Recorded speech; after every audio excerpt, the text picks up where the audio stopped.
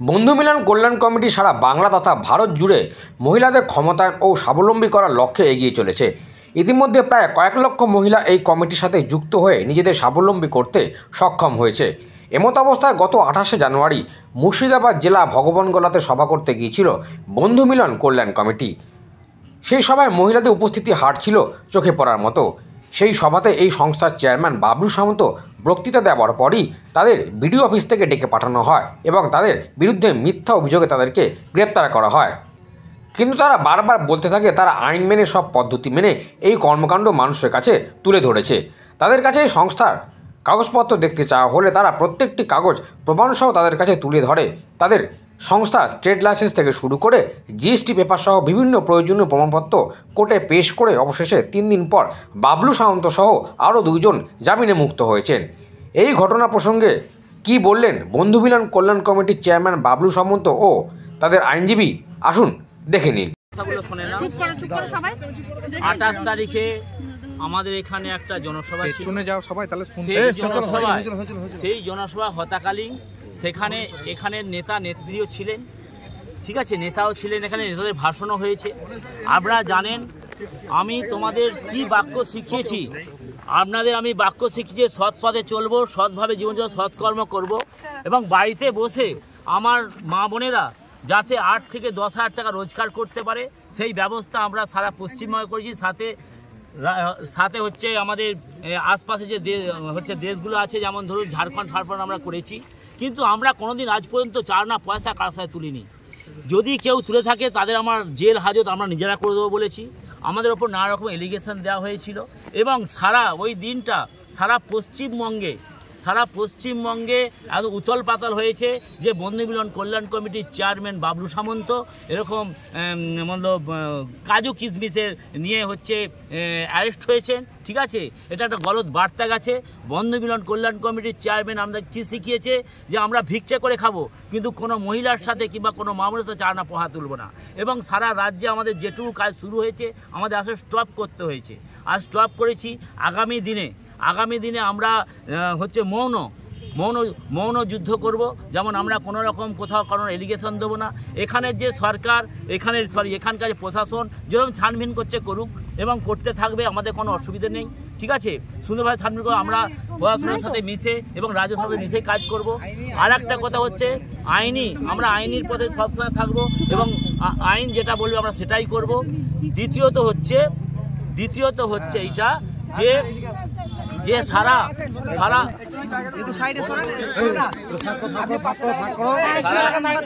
সারা পশ্চিমবঙ্গে আমাদের 1 করোড় মহিলা যাদের আমরা কাজ দিয়েছি করছি। আপনারা দেখেছেন সারা পশ্চিমবঙ্গের মধ্যে আমরা যেখানে মিটিং করেছি,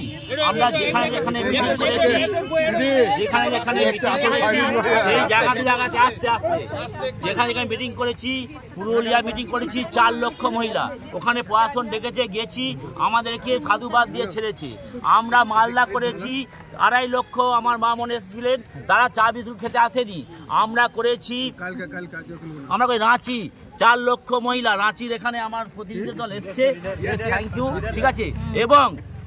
এবং আমরা মহলার দিন থেকে আজ পর্যন্ত 44টা থেকে 45টা জনসভা করেছি।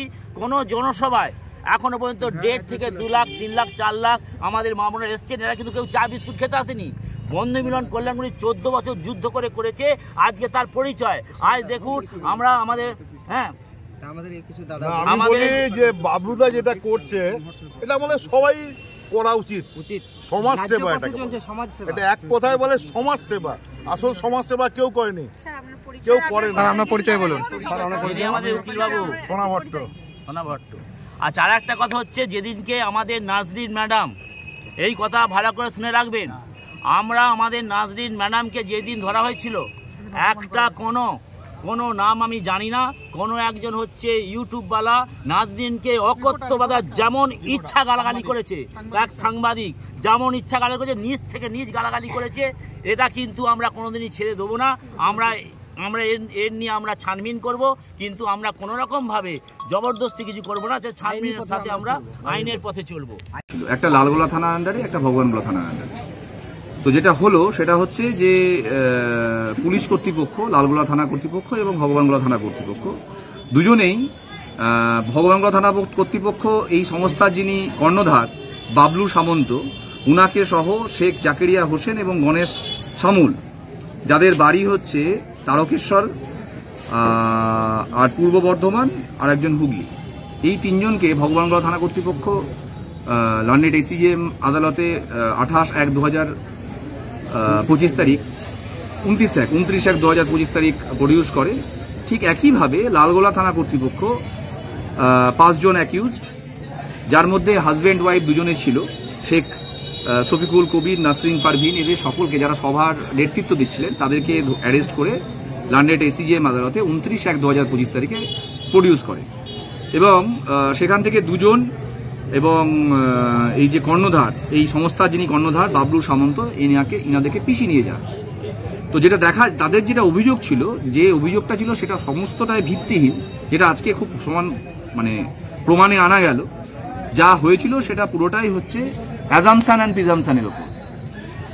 এই সভাতে অনেক লোক মারা যেতে পারে, অনেক ক্ষতি হতে পারে, সভা অবৈধভাবে হচ্ছে, এই রকম কিছু অভিযোগ।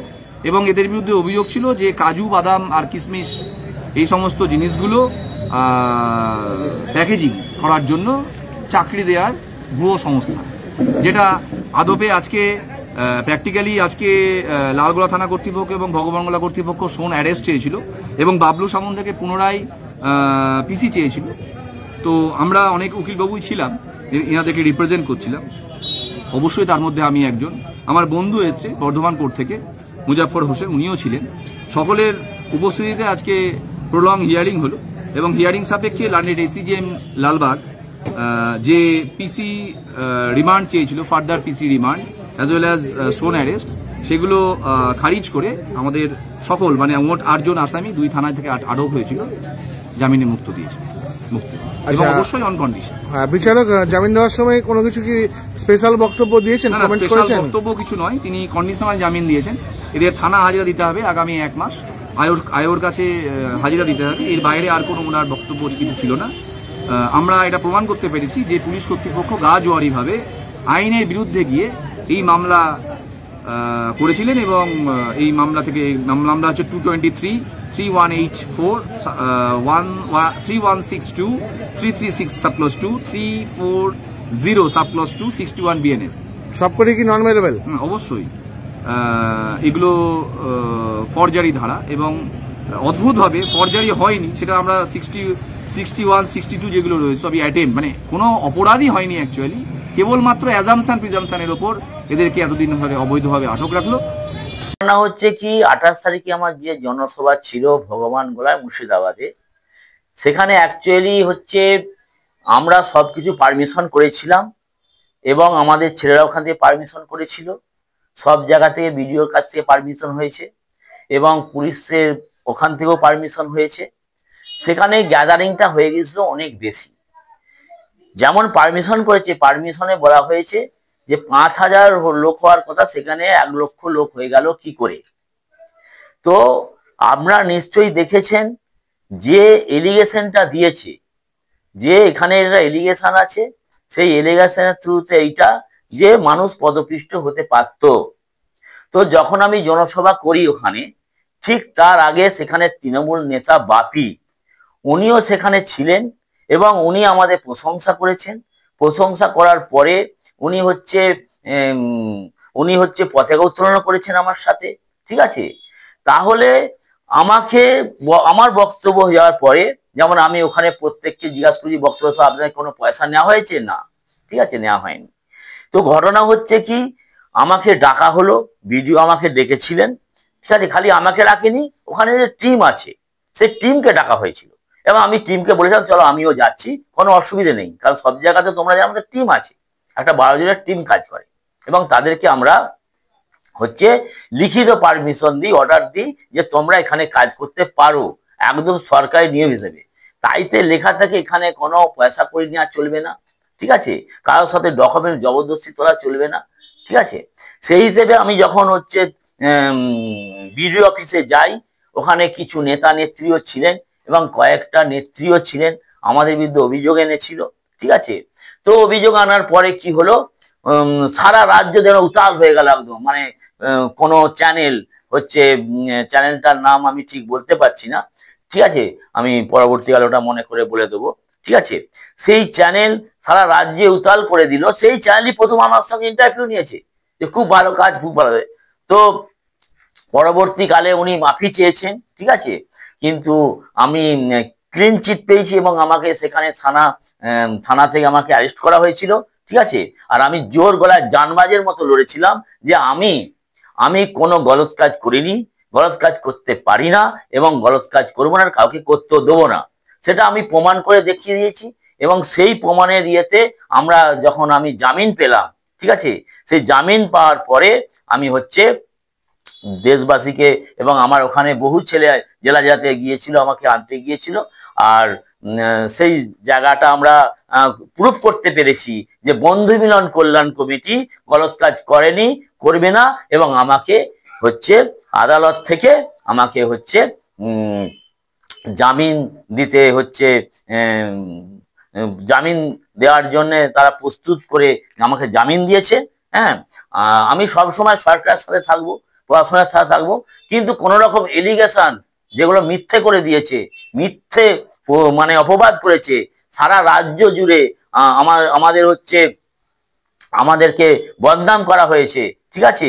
এই জন্য আমি যে চ্যানেলটি আমাদের বদনাম করেছে তার বিরুদ্ধে আমরা হচ্ছে 100% একদম আমরা হচ্ছে তার মামলা দায়ের করব, এবং উনি মাফিও চেয়েছেন কিন্তু এইতে যথেষ্ট নয়, ঠিক আছে। এই ঘটনা, ঠিক আছে, এই ঘটনা এটা কোনো এলিগেশনই নয়, ফালতু আমাকে হচ্ছে একটা মানে জড়িয়ে দিয়ে আমাকে পুলিশ প্রশাসনের সাথে আমাকে একটা মিথ্যে অপবাদ দিয়ে, আমার এই এক লাইসেন্স কপি, এটা জিএসটি আপনি দেখতে পারেন, যেগুলো ওখানে সাবমিট করেছি, তারপরেই হচ্ছে আমি হচ্ছে আমরা জামিন পেয়েছি, ঠিক আছে। আমাদের আদালত আমাদেরকে হচ্ছে জামিন দিয়েছে, সবকিছু আমার কাছে ছিল, সেখানে আমরা সাবমিট করেছি। এখান থেকে আমার সিও পর্যন্ত গিয়েছিলেন এবং আমার ছেলেরা গিয়েছিলেন, ঠিক আছে। এই দেখুন সমস্ত কিছু আমরা সাবমিট করতে বলা হয়েছিল, যে আমরা ভুল কি আমরা ঠিক প্রমাণিত হয়েছি, ঠিক আছে। কি নেই আমাদের কাছে, সব কিছু পাকা পুক্ত করে তারপরে এই কমিটি চালাচ্ছি। সব জায়গায় লাখ লাখ মহিলার ভিড়, ঠিক আছে, সব জায়গাতে এমনি এরা কি চা বিস্কুট খেতে আসছে? হ্যাঁ, দেখতে পারেন সবকিছু আমাদের কাছে একদম লাইসেন্স, সবকিছু একদম রাইট, আমরা একদম। এই দেখুন আমার হচ্ছে ট্রেড লাইসেন্স, ভালো করে দেখুন, ঠিক আছে। উনি প্রথমেই বলে দিলেন, এলিগেশন দিয়ে দিলেন, ঠিক আছে, হ্যাঁ, যে আমরা নাকি ভাঁওতাবাজি, ঠিক আছে। মুখে চুনকালি ফেলে দিলাম তো, হ্যাঁ, মুখে চুনকালি ফেলে দিলাম, ঠিক আছে। এবার ওনার বিরুদ্ধে আমরা কেস লড়বো। আমার সোসাইটি রেজিস্ট্রেশন দেখুন, কি নেই আমার কাছে। দেখুন আমার প্রফেশনাল ট্যাক্স, আমরা দেখতে পারেন, আমরা সামনে প্রফেশনাল ট্যাক্স আমার, ঠিক আছে। কি নেই, সবকিছু একদম সুন্দরভাবে সাজিয়ে তারপর এই কমিটি শুরু করেছি আমি। জেলার মানুষকে বার্তা, জেলার মানুষ তো জানতো না, আমি যে বার্তাটাই জেলার মানুষকে দিতে চাই সেটা হচ্ছে এইটা, আমি যে শিল্পখানে করতে গিয়েছিলাম সবাই জেনে রাখবেন, ওখানে কিন্তু হচ্ছে ট্রেনিং হয়ে গিয়েছিল এবং কাজ করার জন্য আমি গিয়েছিলাম, এবং সকলকে আমি বার্তা দিতে গিয়েছিলাম যে আপনাদের এই তারিখ থেকে আপনাদের কাজ শুরু হবে, বলেও দিয়েছি 15 তারিখ থেকে কাজ শুরু হবে। তারপর কিছু নেতা মিলে যে আমাকে অপমান, আমাকে যে নানাভাবে হেনস্থা আমার কমিটিকে করলো, আগামী দিনে আমি ভাববো যে ওখানে কিভাবে কাজ শুরু করা যায়। যেমন আমার যেদিন জামিন হয়, ওখানকার বহু মানুষ, বহু পুরুষ, বহু মহিলা এসে বলেছিল, দাদা মনে কিছু করবেন না, আমরা ক্ষমা চেয়ে নিচ্ছি, আমরা তো জানতে পারিনি টিভি চ্যানেল কিভাবে হচ্ছে আমাদের হচ্ছে নানাভাবে আমাদেরকে উত্তপ্ত করেছে। এবং এখানে এটাও এলিগেশন দিয়েছে যে চ্যানেল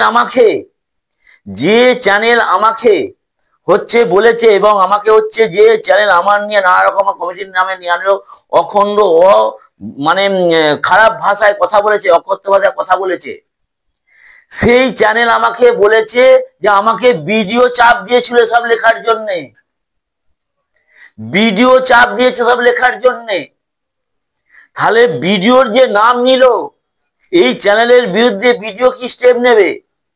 অতএব আমি আগামী দিনে আমি চিন্তা ভাবনা করব যে কিভাবে কাজ, ওখানে করবই, আমি কাজ শুরু করবই। কারণ আমি ওখানে বলে এসেছি 4 বছরের মধ্যে আমি তোমার হচ্ছে সোনার মুর্শিদাবাদ বানিয়ে দেবো, ঠিক আছে? আর এটা আমি পারবো, কারণ করে দেখিয়েছি।